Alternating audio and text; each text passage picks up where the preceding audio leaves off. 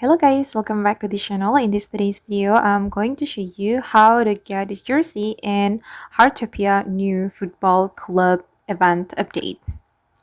Okay, let's get into it guys. There is a new event in Heartopia and it's called the football club event.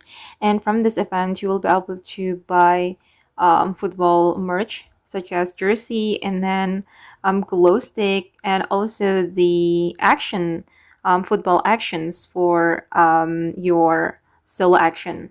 And then if you want to get a jersey guys, you just need to go to the store, the Acorn Store, and this is event limited items guys, so if you want it, just buy it immediately before it's gone. And to get jersey, just go to the store and you will be able to buy this goalkeeper's #1 jersey, and it costs 4,000 golds, and I'm going to purchase it. Okay, done. And let me try the jersey. Let me go to the dress up menu and wait.